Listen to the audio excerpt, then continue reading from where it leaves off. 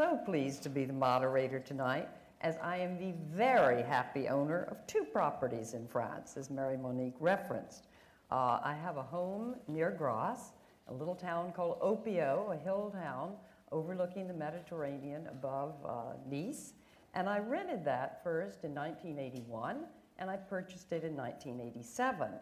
I got there because I had taken cooking lessons with Simone Beck and Julia Child in the nearby village of Place Gassier, and my love affair with France came through my love of French cooking. I'm also an extremely spoiled girl because I have an apartment in Paris now since 2001, and it is on the Ile de la Cité, near Notre Dame, overlooking the Seine. And je suis bien dans ma peau en France, and that means France makes me feel fabulous. We're going to hear much about fractional ownership, private club residence membership, and the legal aspects of both owning and investing in a membership organization this evening, and tax implications for Americans from our panel of experts. Much of what I would present to you in terms of legal and tax issues to consider, I'm going to pose as questions to our panelists. And so, just to again identify our panelists, because I was asked to also. Of course, as you've heard, we've got Sam Okashkin of our Okashkin Law Firm, who's a member of the New York and the Paris Bar, and he's going to give you the legal guidelines, and I'm just going to tell you one girl's journey in the buying process.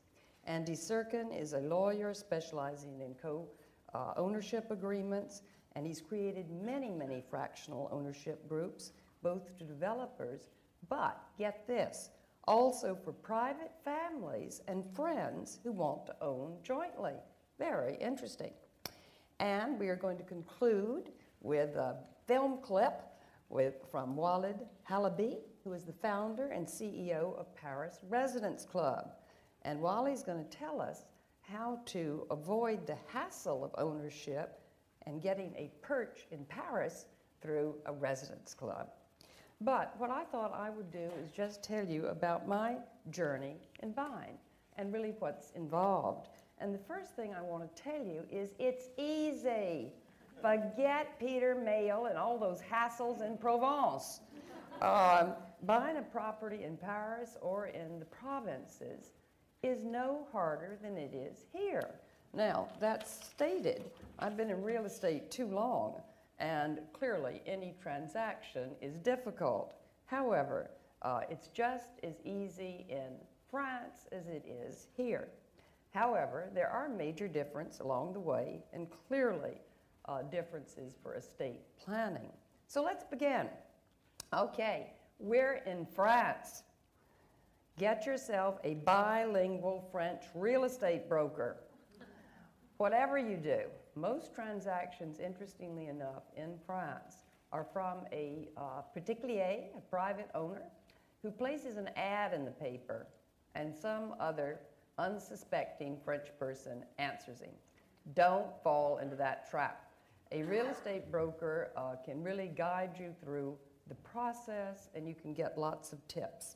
Number 2, get yourself a French attorney, or call up Sam Okashkin, who was licensed in both areas.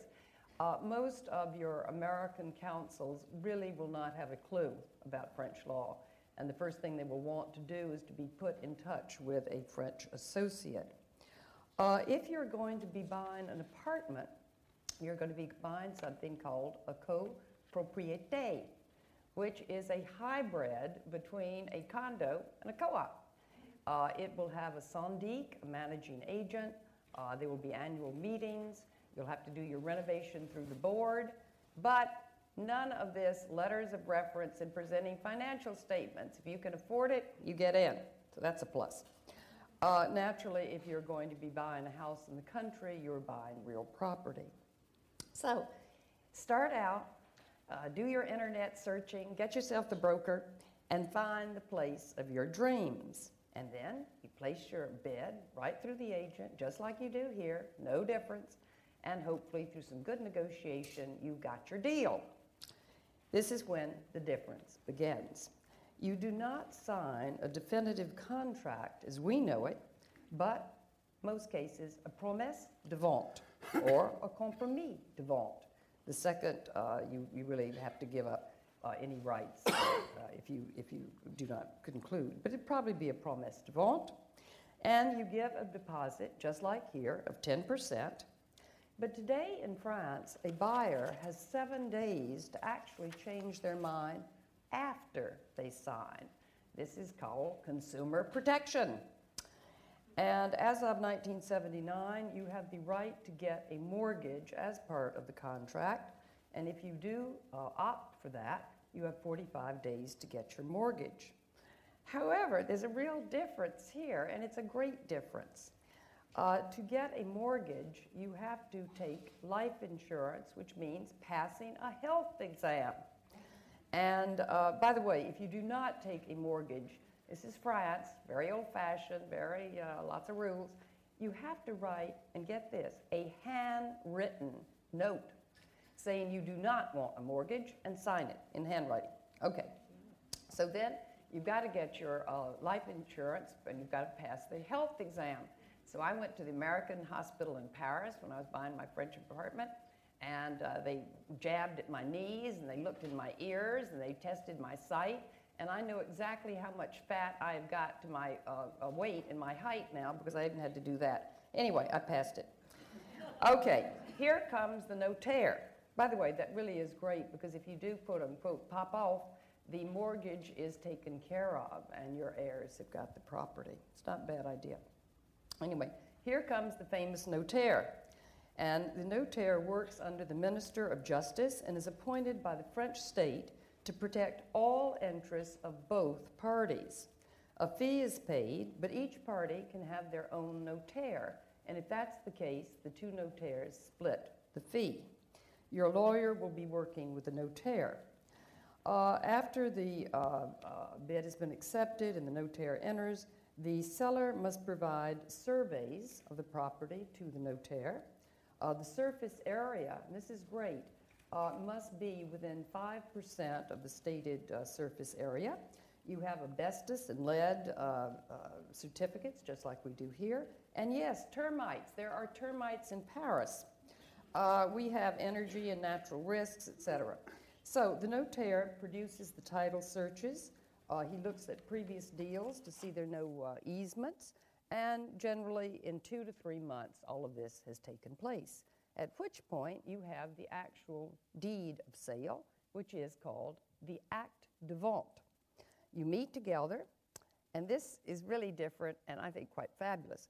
The notaire reads each page. There you are, your attorneys, the buyer and seller, and then the buyer and seller have to initial the bottom or the side of each page. So when you finally get to the end and you sign, you know exactly, but exactly, what is in that contract of sale. If you've ever signed a big, big document here, 80 pages long, I often wonder what's been slipped in the meantime. In France, they take care of it for you.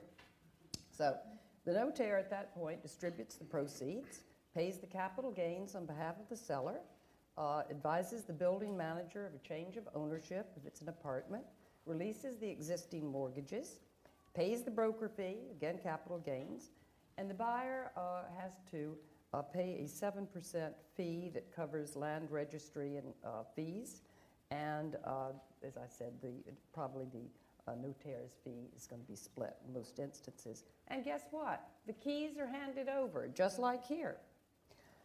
So the process is indeed very similar. I would like to say that if you do end up buying an apartment in Paris, there are many agencies there that will come in, provide cleaning, sort through your mail when you're not there, et cetera, et cetera. I know of one that's called To Do Today, but there are many such things throughout France. If you do get a place in the country and you're going to have a gardien or a gardener, you are, of course, subject to employee labor laws, and let me tell you, talk to your lawyer about that one. However, somewhere along the line, you've probably by now established a French bank account, and you now can get your 06 mobile number, your portable. That's my badge of membership into the French community. And you have the joys of dealing with the Gaz de France.